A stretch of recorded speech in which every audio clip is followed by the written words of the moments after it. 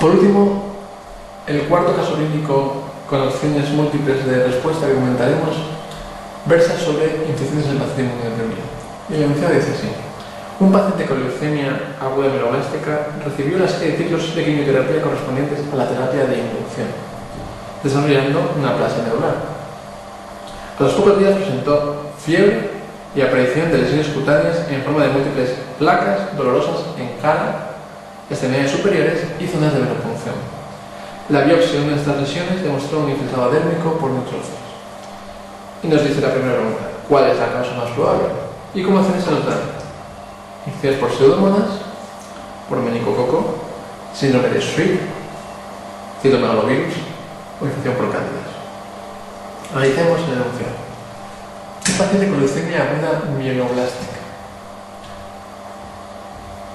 al que hemos dado quimioterapia y que lógicamente acaba desarrollando una aplasia medular. En general, los pacientes con neoplasias hematológicas son sujetos inmunodeprimidos. Dependiendo del tipo de neoplasia, puede predominar una u otra inmunosupresión. Por ejemplo, en el mieloma múltiple es muy característica la inmunosupresión de tipo humoral. Existe una hipogamaglobulinemia y por lo tanto una inmunosupresión humoral y por tanto mayor riesgo de infecciones por bacterias y microorganismos encapsulados. Los pacientes con linfomas suele predominar la inmunodeficiencia celular. Los pacientes con leucemias agudas que reciben quimioterapia, que desarrollan aplasia, lo que predomina va a ser la neutropenia. Por lo tanto, no es preciso que nos den una cifra de neutrófilos, no siempre la van a dar. En este caso, no tenemos un dato concreto de la cifra de neutrófilos. Da igual. Ante un paciente con una leucemia aguda tratado con quimioterapia, va a quedar aplásico, y en la aplasia lo que predomina es la neutropenia. Por lo tanto, podemos resumir el cuadro diciendo que tenemos un paciente neutropénico. Pero este paciente con situación de neutropenia, porque es una neutropenia, presenta a los pocos días fiebre o lesiones cutáneas, que nos dice que son placas localizadas en cara, extremidades, zona de venopunción, y nos da un dato muy importante en dermatología, que es la biopsia. Y la biopsia de las lesiones nos dice que existe un infiltrado dérmico por neutrófilos. Bien, antes de pasar a analizar la lesión en concreto, deberíamos recordar qué procesos, qué infecciones pueden aparecer más típicamente en el neutropenia. A nivel de etiologías microbiológicas, hay que tener en cuenta que dos microorganismos van a ser muy importantes en las lesiones o las complicaciones infecciosas neutropénicas, sobre todo en el momento inicial, como son las pseudomonas y Staphylococcus aureus. En un primer momento, en un paciente neutropénico, serían las bacterias a considerar. Si además el paciente tiene una neutropenia más prolongada, además de pseudomonas y Staphylococcus aureus, hay que sospechar otros microorganismos oportunistas. Y entre ellos, sin duda alguna, el fundamental es Aspergillus. Además, pueden existir otros, como Candida, como Nocardia, pero Aspergillus es el microorganismo oportunista más importante a considerar en el paciente neutropénico. Otro dato importante en el paciente neutropénico es, a la hora de evaluar la clínica y las manifestaciones ante el proceso infeccioso, es tener en consideración que el paciente con neutropenia, al carecer de respuesta inflamatoria, el neutrófilo media esta respuesta inflamatoria, la neutropenia, por lo tanto, evita que el paciente tenga una respuesta, una expresión clínica brillante ante la infección. La inflamación va a ser pobre y, por lo tanto, la expresión clínica y radiológica va a ser también pobre. Es decir, en pacientes neutropénicos podemos tener infecciones graves, infecciones serias, con muy poca expresividad clínica radiológica. Esto ha dado lugar al desarrollo de un concepto conocido que es el de la neutropenia febril o fiebre neutropenia. Sujetos con infecciones graves, neutropénicos, que únicamente expresan fiebre. Por ello, es importante instalar un tratamiento empírico rápido, precoz, puesto que este tipo de infecciones se asocian a mortalidad elevada. ¿Cuáles son las manifestaciones o las complicaciones más comunes o más frecuentes, aparte de la fiebre neutropenia? Pues en el paciente neutropénico se ha descrito con frecuencia la presencia de abscesos pararectales, abscesos que tienen una manifestación larvada hasta que finalmente emergen. Otra complicación a nivel abdominal o digestivo es un cuadro que puede asemejar mucho a una clínica de apendicitis aguda. De hecho, el enfermo comenta fiebre y dolor de fosa ilíaca derecha, muy similar al cuadro de apendicitis aguda, pero no es producto de una infección de inflamación del apéndice, no. En este caso, la lesión asienta en el ciego. Se produce lo que se denomina una tiflitis. Esa tiflitis es una infección por pseudomonas. Y como digo, la tiflitis es una complicación característica del paciente neutropénico. Además de estas lesiones, de estas enfermedades, se ha descrito también un cuadro de fungemia por cándida, de candidiasis diseminada, la afectación en ocasiones del hígado y el bazo, que se denomina la candidiasis hepatoesplénica, que también es importante considerarla en este grupo de pacientes. Y si atendemos a las complicaciones dermatológicas, se ha escrito un cuadro que se denomina ectima gangrenoso, secundario también a la infección por pseudomonas, una lesión necrótica, ulcerada, que en principio se tiene una sospecha en un paciente neutropénico por lesiones cutáneas, pero que no cuadra con la descripción que nos ofrece el enunciado, pues que el ectima gangrenoso es una lesión ulcerada y necrótica, y no la que se nos describe aquí. La lesión que aquí se nos describe tiene una característica importante, es ese infiltrado de la dermis por neutrófilos. La dermis aparece llena de neutrófilos y este cuadro es lo que se denomina la dermatosis, infiltración de la dermis, dermatosis neutrofílica, o denominada también síndrome de Sweet. Esta entidad es un cuadro paraneoplásico, aparecen leucemias, aparecen pacientes neutropénicos, curioso, un paciente neutropénico hay un infiltrado de esta naturaleza, pero es típica de los cuadros paraneoplásicos, especialmente de las enfermedades hematológicas, las leucemias, y las lesiones son como aparece aquí, en ocasiones evolucionan y tienen otras expresiones que pueden expresarse como placas, y el tratamiento en este caso son los corticoides, diferente del ectima gangrenoso, una enfermedad infecciosa por pseudomonas y que se manifiesta de forma más agresiva, con lesiones más ulceradas y con otra semiología. Continuamos con el enunciado de este caso. A la semana de aplasia medular, el enfermo presentó fiebre, tos seca y disnea. La auscultación pulmonar y la radiología de tórax fueron normales y nos dice que cuál de las siguientes pruebas se recomendaría realizar a continuación. Espirometría, test de difusión pulmonar, TAC torácico, lavado broncoalveolar o biopsia pulmonar por toracotomía. Lo primero será determinar qué complicación tiene el enfermo. Nos dice que la semana de aplasia el enfermo tiene fiebre, tos seca y disnea. Estos síntomas parecen sugerir un proceso respiratorio. Si bien es cierto que no es la manifestación más habitual de una neumonía, no tendría expectoración, dolor torácico, pero recordemos que en el paciente neutropénico la expresión clínica es pobre. De hecho, eso explica que la auscultación pulmonar y la radiología sean normales. Eso no es una neumonía en un paciente neutropénico nunca. Por lo tanto, no es sorprendente. Estamos ante una neumonía en un paciente neutropénico, probablemente. Es la expresión más habitual. No quiere decir que sea una neumonía atípica, ojo que ese concepto no se debe utilizar aquí, sino que es una neumonía con poca expresión clínica en un paciente neutropénico, o una sospecha de neumonía. Entonces, nos comentan qué pruebas haríamos.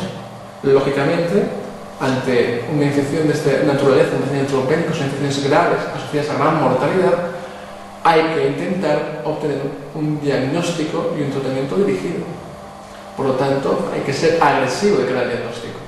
La espirometría no aportaría información relevante, ni el test de difusión.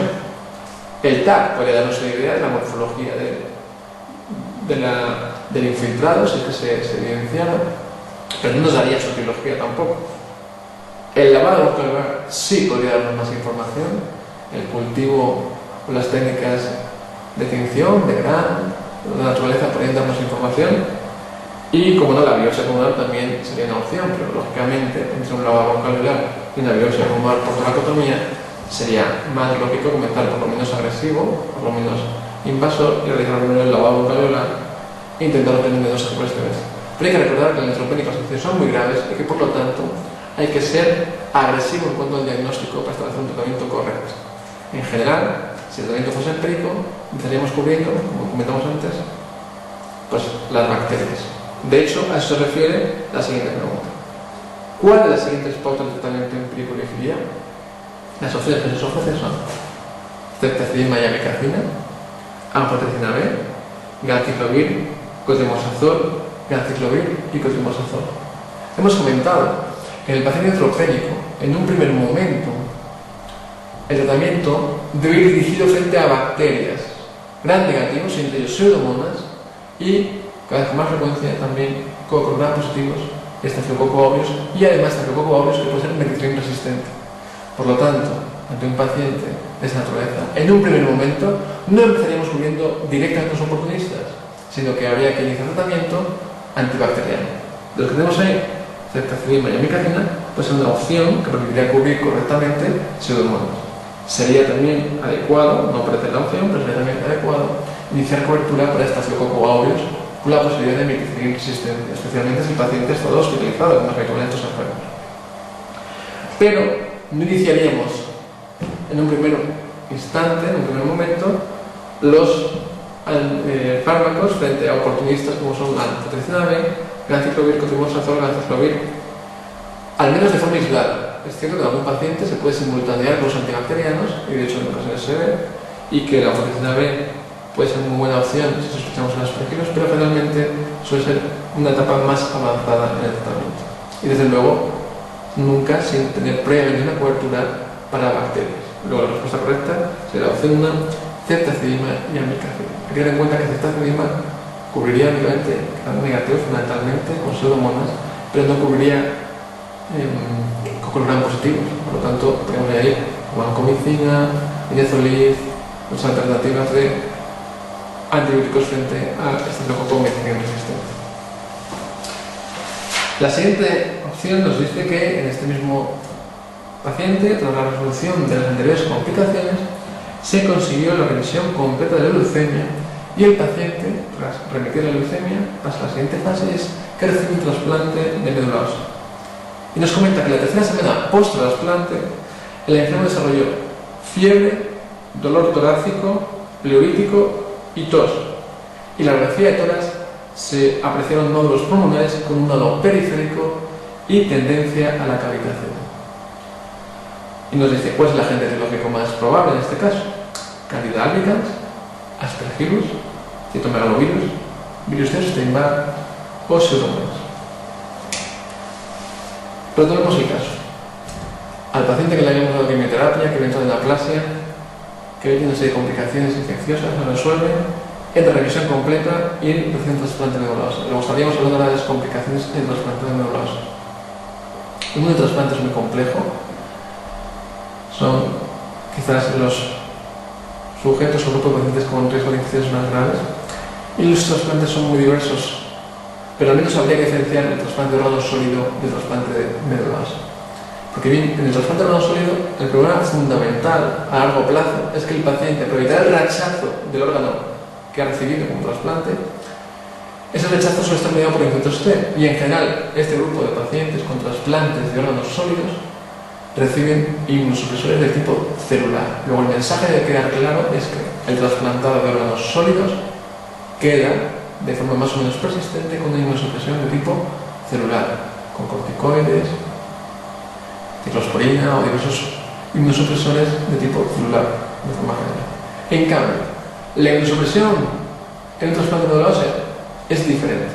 El paciente trasplantado de médula ósea pasa por una fase inicial de mucha inmunosupresión, está aplásico, donde las infecciones van a ser muy similares a las del neutropénico, como hemos visto, pero según va pasando el tiempo, si el trasplante va teniendo éxito, la inmunosupresión va a ir remitiendo. De tal forma que a partir del segundo mes, normalmente, hasta casi llegar al sexto, ya el neutropenia no es lo más importante, sino que el paciente se comporta ya más como un deprimido celular y hay infecciones como son citomegalovirus, el herpes zóster. Y si el trasplante sigue teniendo éxito, a partir del sexto mes, ya tampoco son los oportunistas los más frecuentes, sino a partir del sexto mes se comporta ya como un paciente más de la comunidad, donde las infecciones más habituales van a ser bacterianas. Y bacterias, en este caso, encapsuladas. Lo vemos como el grado de inmunosupresión va disminuyendo y el riesgo de infecciones oportunistas también va disminuyendo. Pasamos de las tipo neutropénico a inmunosupresión más del tipo celular y a partir del sexto mes ya nos tendríamos una inmunosupresión ya más del tipo humoral, donde puede haber bacterias encapsuladas más habituales en pacientes de la comunidad como neumococo o meningococo.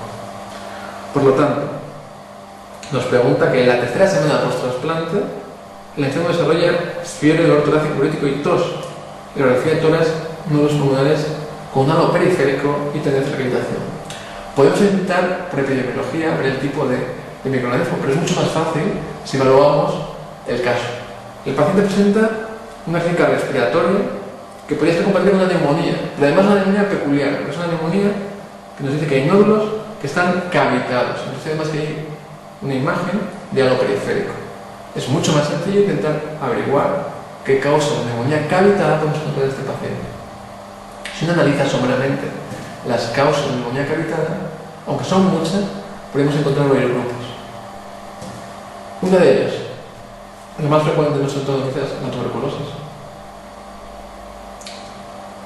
Otros grupos, agentes oportunistas, y entre ellos, aspergillus, ocasiones de anocardia, bacterias, también, pero menos habituales quizás, Staphylococcus aureus, fundamentalmente. En este paciente, un paciente trasplantado, lógicamente habrá que pensar en un microorganismo oportunista. Y hemos dicho que en la primer mes del trasplante el sujeto se comporta como un neutropénico. Es lo que predomina. Por lo tanto, si analizamos la sección del neutropénico, resulta que pasadas unas semanas lo que predomina que es aspergillus. Lógicamente, este paciente esa imagen de neumonía cavitada sugeriendo aspergillus. De las opciones que teníamos, Candida, aspergillus, CMV, Epstein-Barr, Pseudomonas, lógicamente es el aspergillus. Hay que tener en cuenta que los virus no dan neumonías cavitadas normalmente. Dan patrón intersticial, pero no neumonía cavitada. El patrón radiológico nos da información en muchas ocasiones. Y por último, para concluir, nos dice: el enfermo recibió tratamiento apropiado. 6 meses después, presentó un episodio de fiebre y síntomas respiratorios evidentes. 6 meses después del trasplante. Nos dice cuál parece en este momento el agente más probable. Citomegalovirus, virus de Epstein-Barr, neumococo, pseudomonas o cándida. Si hemos comentado que la inmunosupresión del trasplantado va variando a lo largo del tiempo y que a partir del 6.º mes esa inmunosupresión no es tan profunda y ya las infecciones son más parecidas a la de la comunidad y son por gérmenes encapsulados, lógicamente, 6 meses después, la clínica de fiebre y síntomas respiratorios orientará a una neumonía, una bronquitis, una infección respiratoria baja normalmente, y el agente más probable encapsulado será el neumococo. Por lo tanto, vemos como el tipo de infección puede variar a lo largo del trasplantado con diferentes fases, denomina neutropenia, acelular y finalmente las infecciones encapsuladas. En general, las infecciones en los inmunodeprimidos no es un concepto, puede ser muy difícil, lógicamente.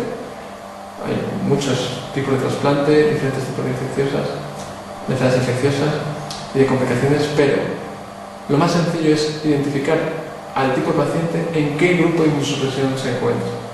Si es una inmunosupresión humoral, muy típica del mieloma, por ejemplo. Si es una inmunosupresión celular, el prototipo es la infección por el VIH, los linfomas, el uso de corticoides, donde predominan los gérmenes intracelulares, hongos, virus, micobacterias, listeria y otras bacterias. O si el paciente, por el contrario, y esto ya son sujetos más localizados, grupos más definidos, generalmente pacientes con quimioterapia, pacientes oncológicos, hematológicos, si el paciente presenta neutropenia. En este caso, el grupo del paciente neutropénico es mucho más concreto, mucho más definido. Con lo cual, ante una pregunta de un paciente inmunosuprimido, simplemente si sabemos diferenciar si es inmunosupresión humoral, celular o neutropénico, podremos ya orientar muy bien las posibilidades diagnósticas y terapéuticas.